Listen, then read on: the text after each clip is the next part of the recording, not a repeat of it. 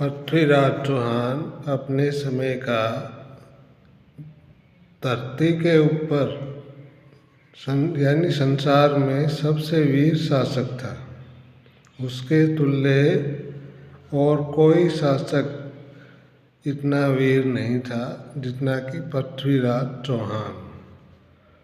उनके अंदर 16 कलाएं विद्यमान थी जो कि सभी में मिलनी बहुत मुश्किल है, और एक कला ऐसी थी जो सिर्फ उससे पहले राजा दशरथ के पास थी, यानी कि शब्द भेदी बाण की विद्या।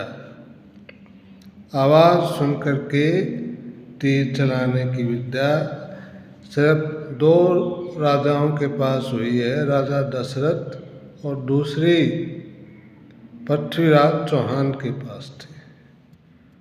वह इतना वीर था कि उसके आगे बड़े बड़े योद्धा टिकते भी नहीं थे, लेकिन फिर भी वह 1192 में तराइन के युद्ध में हार गया।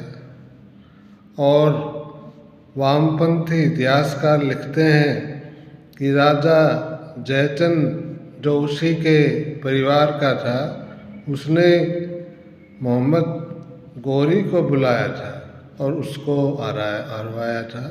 ऐसा नहीं है, ये गलत है, ये उन्होंने अपने स्वार्थवश लिखा है।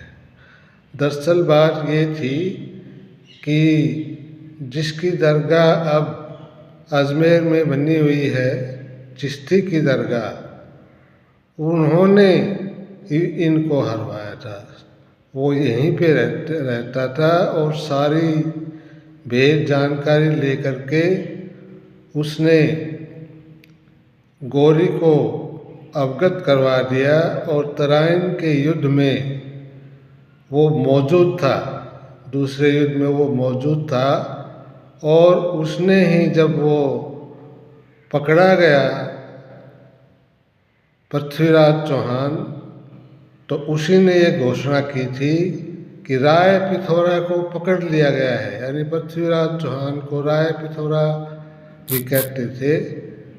राय पिथौरा को पकड़ लिया गया है, राय पिथौरा को पकड़ लिया गया है। चिश्ती ने ही ये घोषणा की थी और उनका मुख्य हाथ था। पृथ्वीराज चौहान को षड्यंत्र के तहत हराया गया था, धोखे से हराया गया था, सुबह के समय अटैक करके हराया गया था।